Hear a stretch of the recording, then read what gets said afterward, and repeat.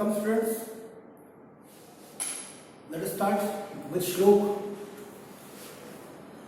संस्कृतं ये प्रशंसन्ति संस्कृतिं स्वदेशं ये च संशन्ति धन्यं जीवन्ति ते नरः. So बुद्धिर्बलवती सदा. We started our second lesson in previous period. तो आप लोगों को हमने बताया कि शुक्ल सप्तति नामक कथा संग्रह से यह कथा ली गई है बुद्धिर्बलवती सदा, जिसकी दो पंक्तियां मैंने बोर्ड पर लिखकर बताई थी.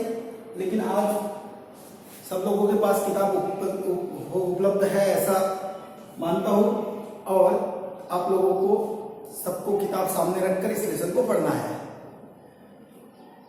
तो देखा था हमने कि देउल नाम का गांव था और वहां राजसिंह नाम का राजपुत्र था, रहता था. एक बार उसकी जो पत्नी है वह किसी आवश्यक कार्य के कारण अपने पिता के घर की तरफ निकली और उसका नाम था बुद्धिमती. सो बुद्धिमती में बुद्धि शब्द है, उसको मतों को प्रत्यय लगा है,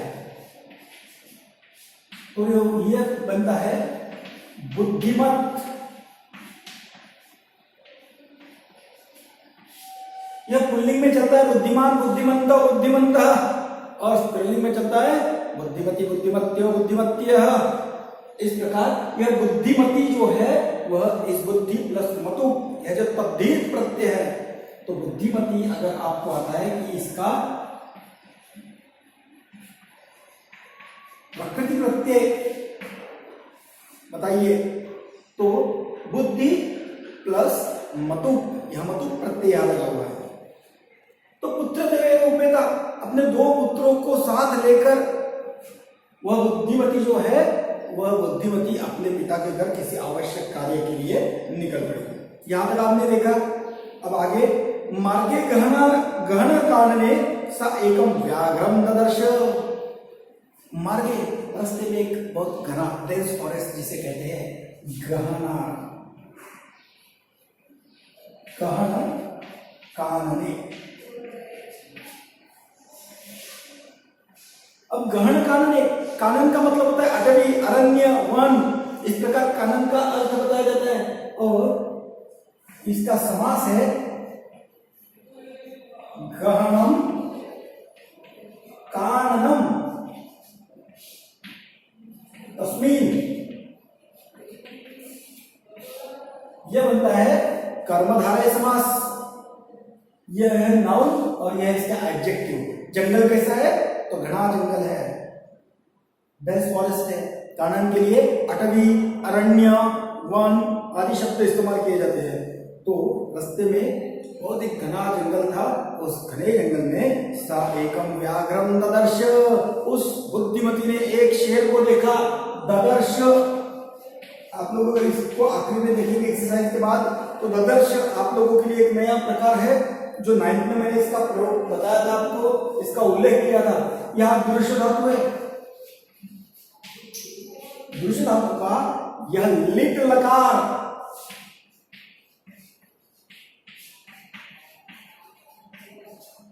दृश्य धातु का लिट लकार, यह लिट लकार को हम लोग अंग्रेजी में परफेक्ट टेंस कहते हैं और संस्कृत में इसको परोक्ष भूतकाल. भूतकाल के जो 3 प्रकार आते हैं. एक कुछ बात अगर तुरंत कुछ समय पहले अगर घटी हुई है तो उसको एक बताते हैं एक भूतकाल से. कुछ दिन पहले अगर एक घटना घटी है तो उसके लिए दूसरा भूतकाल, और हमारे जन्म के पूर्व या कोई ऐतिहासिक बात अगर बतानी है तो हम लोग परोक्ष भूतकाल का इस्तेमाल करते हैं, जिसे लिट लकार कहते हैं. संस्कृत में कुल 10 लकार आते हैं, जिसमें से आप लोगों ने पहले लट लकार, लंग लकार, लोट लकार, विधिलिंग लकार और ल्यूट लकार, ऐसे 5 लकार देखे थे. अब यहाँ लिट लकार यह एक नए लकार का परिचय होता है, जिसके प्रश्न पद के सफिक्स रहते हैं अ, अपु, उहु, और आत्मनेपद पद के सफिक्स रहते हैं ए, आते, इरे. यह प्रथम पुरुष के मैंने बताया. और धातु को द्वित्व होता है यहाँ पर, इसलिए दृश्य धातु का रिपीट हुआ। द्वित का मतलब आप लोग कभी अलिट्रेशन या रिपीटिशन, इन दोनों टाइप में हम लोग काउंट करते हैं उसको। तो इस प्रकार यह ददर्श, ददर्श का अर्थ होता है देखा। तो उसने देखा, एक शेर को देखा, एक व्याघ्र को देखा उसने। सा एकम व्याघ्रम ददर्श, एकम यह नपुंसकलिंग, एक वचन है क्या, द्वितीय, सॉरी पुल्लिंग द्वितीय विभक्ति। यह व्याघ्रम जो है वह व्याघ्रम पुल्लिंग द्वितीय विभक्ति एक वचन होने के कारण इसका न्यूमरल एडजेक्टिव भी एकम। तो यहाँ जबकि हम लोग एकम नपुंसकलिंग में काउंट करते, लेकिन यहाँ व्याघ्रम जो है वह पुल्लिंग द्वितीय विभक्ति एक वचन, इसलिए यह भी पुल्लिंग द्वितीय एक वचन। जैसे एक शब्द एक, एकम, एकेन, एकस्मै, एकस्मात्, एकस्य, एकस्मिन, इस प्रकार पुल्लिंग में चलता है। तो यह न्यूमरल एडजेक्टिव है एकम। उसने एक व्याघ्र को देखा। सा व्याघ्रम आगच्छतं दृष्ट्वा धास्त्या पुत्रौ चपेट्याम प्रहृत्य जगाद। अब उस औरत ने जैसे व्याघ्र को देखा, घने जंगल से जा रही है, अपने दोनों बेटों को साथ लेकर जब जा रही है, वह अचानक सामने एक व्याघ्र आता है, टाइगर आता है। अब इस टाइगर को देखने के बाद कोई भी डरेगा, लेकिन यह जो औरत थी उसने व्याघ्रम आगच्छन्तं दृष्ट्वा, उस व्याघ्र को आते हुए देखकर, व्याघ्रम अरे आगच्छन्तं,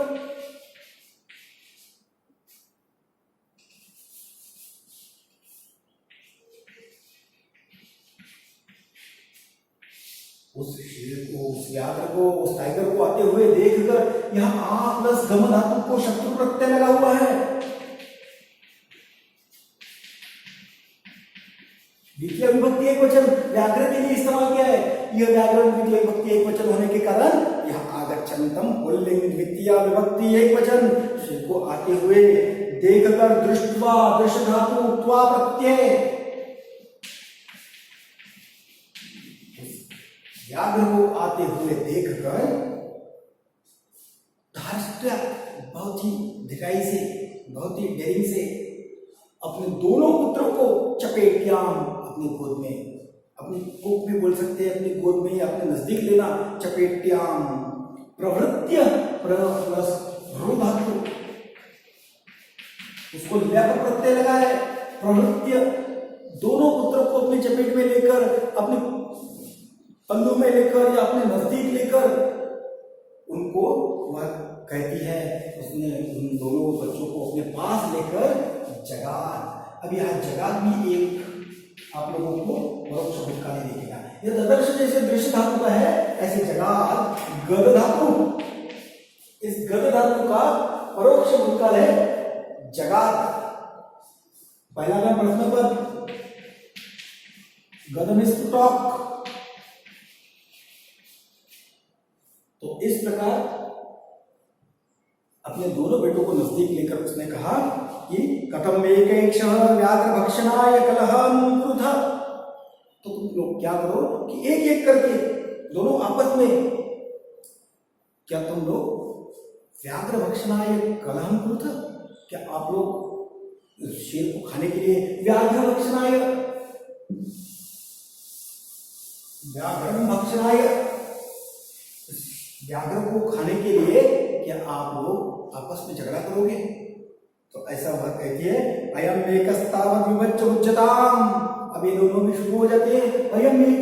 अब यहाँ क्या है, तो यहाँ हमने बताया है बुद्धिर्बलवती सदा, वरम बुद्धिर्न सा विद्या, विद्या बुद्धिरुत्तमा, बुद्धिहीना विनश्यन्ति यथा ते सिंहकारकाः। इस प्रकार हमने पंचतंत्र में भी एक श्लोक सुना है कि वरम बुद्धि न सा विद्या, बहुत बार ऐसा रहता है कि बुद्धि ही श्रेष्ठ रहती है। ऐसा इस श्लोक में बताया गया है कि बुद्धि का मतलब होता है कि उचित समय पर उचित निर्णय लेना, इसे बुद्धि कहते हैं। अब इस औरत ने जैसे उस व्याघ्र को देखा, जैसे उस टाइगर को देखा, उसने अपना दिमाग लगा, बच्चों को आपस में झगड़ा करने के लिए कहा, किसका झगड़ा करो? तो इस शेर को मैं खाऊंगा, इस शेर को मैं खाऊंगा, इस व्याघ्र को मैं खाऊंगा, ऐसा आप झगड़ा कर सकते हो क्या आपस में? ऐसा उसने कहने के बाद बच्चों ने शुरू कर दिया, अयम एक, अरे ये तो एक ही व्याघ्र है, तावत द्विधा विभज्य उच्यताम, अरे ये तो एक ही आया है, ठीक है, तब तक इसको हम दोनों बांट कर खाएंगे और उसके बाद दूसरा देखा जाएगा कुछ, यानी इन दोनों ने कलह करना शुरू कर दिया आपस में। तो अयम एकः तावत् विभज्य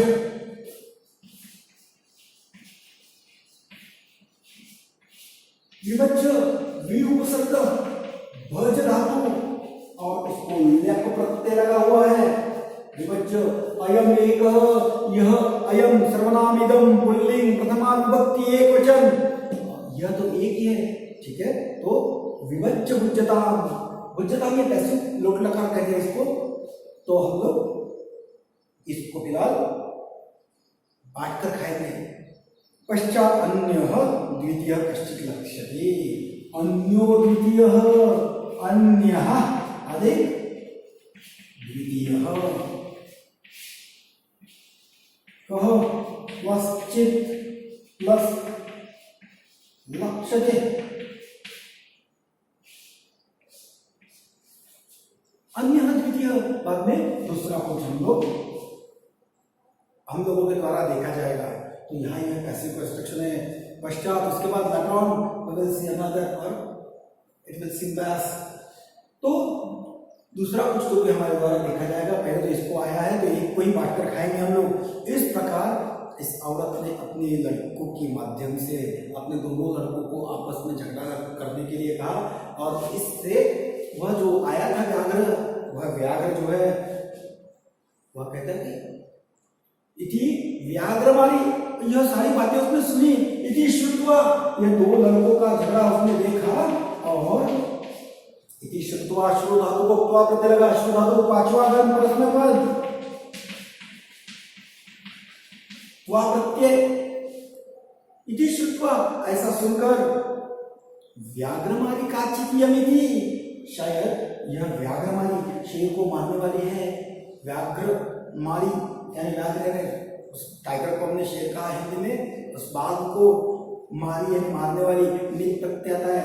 तो यह व्याघ्र को मारने वाली काचित यह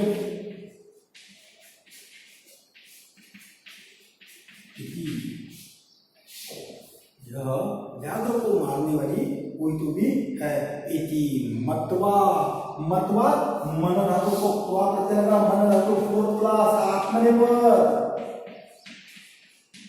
यह लकार में चलता है। मन्यते मन्यते मन्यन्ते मन्यसे मन्यते मन्यत्वे मन्ये मन्यामहे मन्यामहे, और इस मन धातु को त्वा प्रत्यय लगा है। मत्वा ऐसा लगाकर उसे लगा शायद यह वह व्याघ्र को मारने वाली है, ऐसा उसे लगा। और व्याघ्र भयाकुल चित्तो नष्ट, और ऐसा डर हुआ उसके मन में कि अरे यह औरत जो मैंने सुना है कि जो व्याघ्रों को मारती है, बाघों को मारती है, शायद यह यही है। ऐसा उसको फील होकर, ऐसा लगकर, ऐसा उसने सोचा, और वह भयाकुल चित्त, भयनाकुल चित्त, यस्य सः भयाकुल चित्त, बहुब्रीहि समास।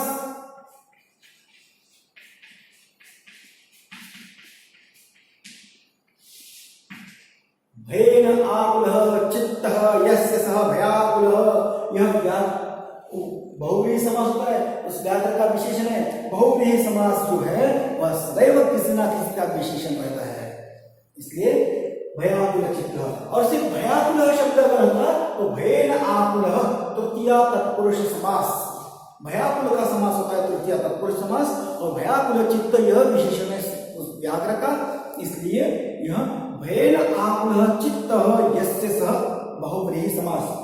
तो नष्ट, नष्ट का मतलब डिस्ट्रॉय होना, यहाँ अर्थ ले लेते हम लोग। नष्ट धातु को उत्तर प्रत्यय तो लगा है,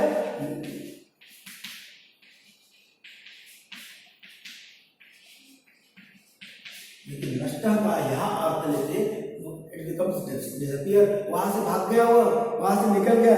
तो जैसे उसने उन दोनों को झगड़ा करते हुए देखा और सोचा कि शायद वो व्याघ्रों को मारने वाली, बाघों को मारने वाली जो मैंने कहीं सुना है, वह शायद यही औरत है। ऐसा सोचकर, ऐसा उसे लगने के कारण जिसका चित्त भय से व्याकुल हुआ, जो बहुत भयभीत हुआ, भयभीत होने के कारण जिसका चित्त जो है वह व्याकुल हुआ है, ऐसा वह व्याघ्र, ऐसा वह बाघ क्या हुआ, नष्ट, वहां से निकल गया। इस प्रकार उस औरत ने अपनी बुद्धि से उस व्याघ्र को भगाया। और इसके आगे एक श्लोक दिया आपको, यह श्लोक हम लोग देखेंगे। निज विद्या विमुक्ता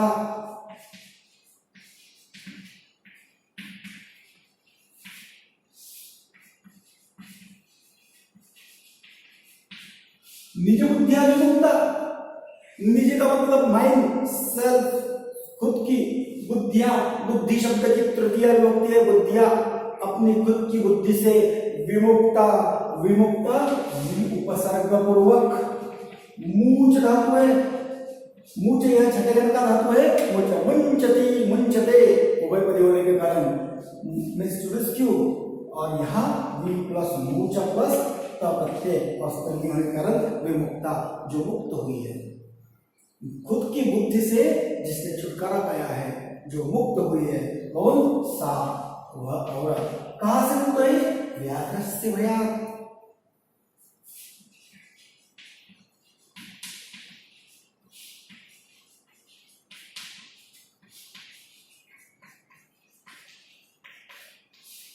भामिनी, भामिनी, कामिनी, कांता, वामा, वनिता, महिला, स्त्री, योषित, अंगना, इस प्रकार इसके बहुत सारे पर्यायवाची शब्द आते हैं। तो निज बुद्धिया विमुक्ता सा व्याघ्रस्य भयात् भामिनी, सा भामिनी व्याघ्रस्य भयात् निज बुद्धिया विमुक्ता। यह इसका अन्वय है कि वह औरत व्याघ्र के डर से अपनी बुद्धि से विमुक्त हुई। और अन्योपि बुद्धिमान लोके,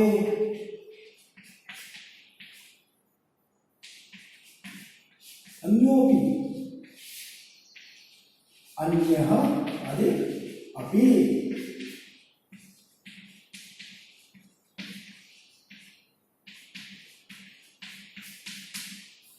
बुद्धिमान लोके मुच्यते महतो भयात्।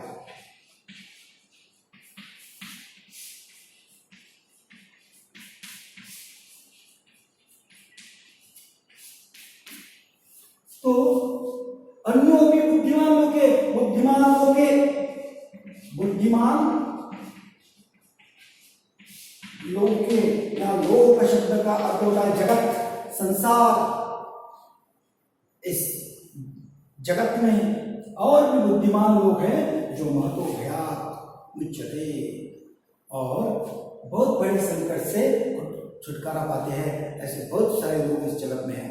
बताने का तात्पर्य क्या है, निज बुद्धिया, अपनी बुद्धि के कारण उस भामिनी ने, उस कामिनी ने, उस स्त्री ने, उस अंगना ने, योषित शब्द है उसके लिए, वामा शब्द है, वनिता शब्द है, वह जो स्त्री थी, उस स्त्री ने अपनी बुद्धि से उस शेर से जो भय उत्पन्न हुआ था उससे वह मुक्त हुई। और यही नहीं तो बहुत सारे इस जगत में ऐसे लोग हैं जो अपने बुद्धि के बल पर, बुद्धि के आधार पर, अपनी बुद्धि के सहायता से इस जगत में बड़े बड़े संकटों से मुक्त होते हैं।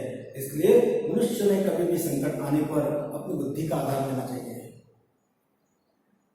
अब इसके बारे में भगवद गीता में एक श्लोक कहा गया है, क्षुद्रम हृदय दौर्बल्यम त्यक्तोत्तिष्ठ परन्तप। जब वह अर्जुन अपने सारे शस्त्रों को छोड़कर अपने धनुष्य को रख देता है श्री कृष्ण के सामने और कहता है कि मैं युद्ध नहीं करना चाहता, तब उसको जो अर्जुन को समझाया है श्री कृष्ण ने, उसमें बताया गया है श्री कृष्ण के द्वारा कि हे अर्जुन, इस तुच्छ ऐसे हृदय की दुर्बलता त्यागो और उठो, युद्ध करो।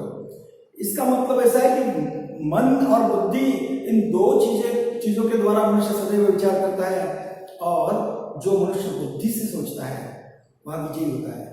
और जो मनुष्य अपना मेरा मन ये करता है, मुझे ऐसा हो रहा है, मुझे वैसा हो रहा है, मेरा मन नहीं मानता, ये सारी चीजें जो रहती है वह सारी चीजें जो है इस भगवद गीता के इस उक्ति के अनुसार वह हम लोगों को कोई ना कोई रोकती है, कहीं ना कहीं नुकसानदायक होती है। इसलिए कभी भी संकट अगर आता है तो संकट आने पर मनुष्य ने बुद्धि का आधार लेना चाहिए। बुद्धि के आधार पर ही मनुष्य संकट पर मात कर सकता है। और ऐसी परिस्थिति में मन जो रहता है, हृदय जो रहता है, वह मनुष्य को कमजोर बनाता है।